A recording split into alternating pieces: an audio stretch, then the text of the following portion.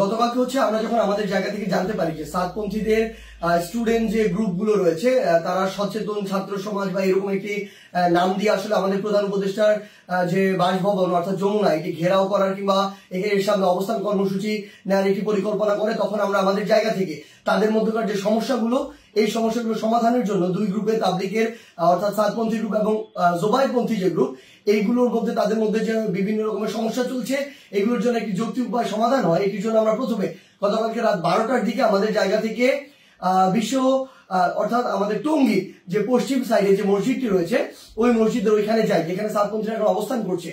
সেই জায়গাটিতে আসলে আমরা গিয়ে তাদের সাথে রাত 12টা থেকে প্রায় 2টা পর্যন্ত কথা বলি এবং তাদের জায়গা থেকে তারা যে চিন্তাটি করেছিল সকাল 10টায় এখানে তারা অবস্থান কর্মসূচি ঘোষণা করবে এরকম একটি কথা ছিল এবং তারা বলেছিল এটি কেন, কারণ তারা মাওলানা সাদ সাহেবের ভিসা চায় এবং তারা তাদের জায়গা থেকে 5 দিনে জোর করার 20 থেকে 25 তারিখ পর্যন্ত জোর করার একটি দাবি জানায়।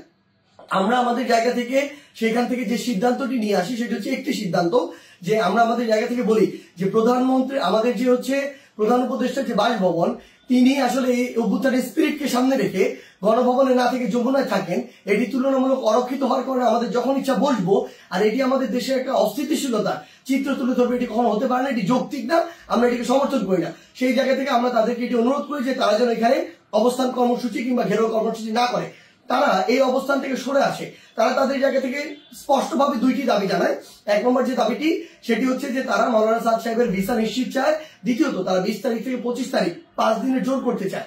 আমরা তাদের কাছে বলি যে 5 দিন করে যাবেন কিনা এই কমিটমেন্টটুকু যদি আপনাদের থাকে যে 25 তারিখ আপনাদের যখনই শেষ হয়ে যাবে তখন আপনারা চলে যাবেন, তাহলে আমরা আমাদের জায়গা থেকে এই দুইটি দাবি নিয়ে আরেকটি যে গ্রুপ রয়েছে যারা এখন কাকরাইল মসজিদে অবস্থান করছে জোবায়েরপন্থী গ্রুপ এবং সেখানে হেফাজতের নেতৃবৃন্দ রয়েছেন তাদের সাথে আমরা গিয়ে কথা বলবো।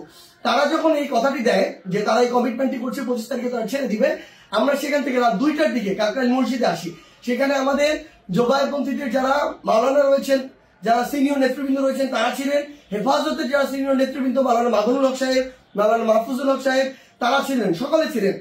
আমরা যখন তাদের সাথে আলোচনা করছি রাত 2টা থেকে 3টা যখন ক্রস করে যাচ্ছে তখন এই আলোচনা চলাকালীন সময় আমাদের কাছে ফোন আসে যে সাতপন্থীদের যে গ্রুপটি রয়েছে সেখান থেকে তারা তাদের জায়গা থেকে ওই যে আরেকটি যে মাঠ রয়েছে যে মাঠটি হচ্ছে ইস্তেমার যে মাঠ যে মাঠটি সেদিকে যাওয়ার জন্য তাদের 10, 15, 20 হাজার মানুষ আসলে ওই রকম একটি তাদের পরিকল্পনা কিংবা মুভ দেখা যাচ্ছে।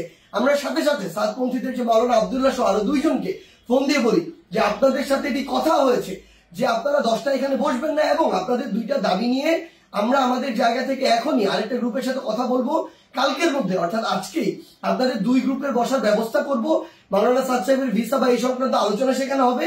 এই যে আমাদের 5 দিন যে আপনারা থাকতে চাচ্ছেন এই কমিটমেন্ট যদি আপনারা দেন সেটি নিয়েও সেখানে আলোচনা হবে। যখন আমরা জানতে পারি তাদের দিকে মুভ করছে আমরা তাদেরকে স্পষ্ট করে বলি আপনারা যদি সেদিকে মুভ করেন আমাদের আলোচনা চলাকালীন তাহলে আপনারা আমাদের আলোচনাকে অসম্মানিত করছেন এবং আমাদের প্রতি যে শ্রদ্ধাটুকু রাখা উচিত আপনাদের সেটুকু আপনারা রাখছেন না। সেটি যদি করেন তাহলে আপনাদের পক্ষে আমাদের অবস্থান থাকবে না, একদম ক্লিয়ার বলে দিই। এবং আমাদের জায়গা থেকে এরকম কোনো মেসেজই ছিল না যে আপনারা ওইখানে চলে যান 5 দিনের জন্য অবস্থান নেন। এটা কোনোদিন আমরা একটা প্রতিনিধি দল কখনো বলতে পারি না।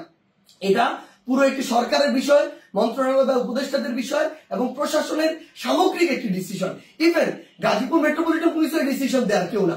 সেই জায়গা থেকে তারা এই সব কোনো কিছু তোয়াক্কা না করে যেটা হলো যে সেখানে এই দখলের বিষয়টিতে সেদিকে চলে যাওয়া হলো এবং ফাইনালি এখানে একটি সংঘর্ষ ঘটলো, যেই সংঘর্ষে 3 থেকে 4টি প্রাণ আমরা হারিয়েছি। আসলে সবচেয়ে গুরুত্বপূর্ণ কথা গতকালকে আমরা তাদেরকে বলেছি যে তাবলিগের আসলে আপনারা যেই কাজগুলো করছেন এগুলো তাবলিগের স্পিরিটের সাথেও যায় না, এগুলো ইসলামের মুসলিমের স্পিরিটের সাথেও যায় না, কোনো কিছুর সাথে যায় না। এখানে আপনাদের ব্যক্তিগত গোষ্ঠীগত কোনো জিনিসের মানে বহিঃপ্রকাশ আপনারা এখানে ঘটাচ্ছেন, ক্ষোভের হোক দ্বন্দ্বের হোক এই বহিঃপ্রকাশগুলো ঘটাচ্ছেন।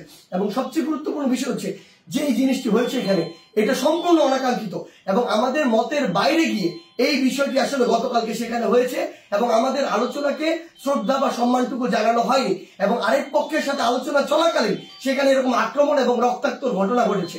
সেই জায়গা থেকে আমরা শুধু আমাদের জায়গা থেকে একটি জিনিসই বলি, আজকে এখন 7 গ্রুপ সেখানে অবস্থান নিয়েছেন। আমি জোবায়েরপন্থীদের যারা রয়েছেন আপনাদেরকে একটি বিষয় শুধু অনুরোধ করব, যেটি গতকালকে রাতে তারা ঘটিয়ে ফেলেছেন বা বিভিন্নভাবে ঘটে গিয়েছে সেই একই জিনিসের জন্য বড়ভাবে আর পুনরাবৃত্তি না হয়। কাউকে না কাউকে আসলে এই পরিচয়টুকু দিতে হবে যে আপনি যে তাবলীগ দ্বীনের প্রচার ইসলামকে ধারণ করেন, এবং এটার জন্য আমাদের এই রক্তারক্তিটি এড়াতে হবে। আমরা যেন এই মনে না করি যে এখানে জীবন দিয়ে দিব আর শহীদ হয়ে আমি জান্নাতে চলে যাব। আমরা আমাদের ক্ষুদ্র জ্ঞান থেকে মনে করি এটা শহীদ হয়ে জান্নাতে যাওয়ার কোনো জায়গা হতে পারে না, এটা কোনো উপায় হতে পারে না, বরং এটা তাবলীগের মধ্যে, ইসলামের মধ্যে, মুসলিমের মধ্যে, দেশের মধ্যে একটি বিশৃঙ্খলা সৃষ্টি করা হচ্ছে। আমরা প্রশাসনকে উদাত্ত আহ্বান জানাই আমাদের জায়গা থেকে, গতকালকে যারা এটার সাথে সংশ্লিষ্ট ছিল, জড়িত ছিল, তাদের দৃষ্টান্তমূলক শাস্তি দিতে হবে। তারা যদি ইভেন কোন একটি গ্রুপের সর্বোচ্চ নেতা হয়, তার বিরুদ্ধেও যথাযথ ব্যবস্থা নিতে হবে, আইনের আওতায় নিয়ে আসতে হবে। আদারওয়াইজ এই জিনিসটিকে যেভাবে চিত্রায়িত করা হচ্ছে সেটি কোনোদিন তাবলীগ হোক, মুসলিম হোক, ইসলাম হোক, কোনো কিছুর স্পিরিটের সাথে যায় না এবং এটি হতে পারে না।